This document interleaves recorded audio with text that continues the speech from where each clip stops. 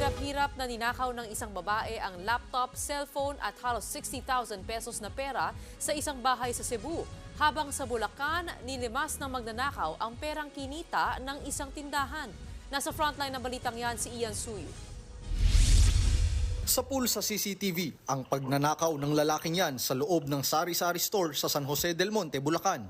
Nilimas ng suspect ang pera sa kaha, tinangay ang isang cellphone, saka tumakas. Nasa 30,000 pesos ang halaga ng mga ninakaw.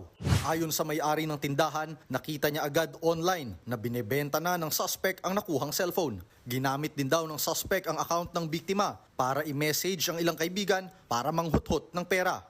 Ayon sa kapatid ng biktima, madalas magpa-cash in sa tindahan nila ang suspect. Kahina-hinala na raw ang mga galaw nito. Every time na parang bibili siya, parang pinagmamasdan namin. Pinagmamasdan niya kami. Sumisilip-silip siya. Nagsampa na ng reklamo ang biktima habang pinaghahanap na ang suspect. Kuha naman ang CCTV na ito sa barangay Bagong Katipunan sa Pasig nitong linggo. Makikitang umaaligid ang babaeng yan sa labas ng isang bahay. Maya-maya, binuksan niya ang gate at dumiretso sa loob. Ilang saglit pa, lumabas siyang may daladala na.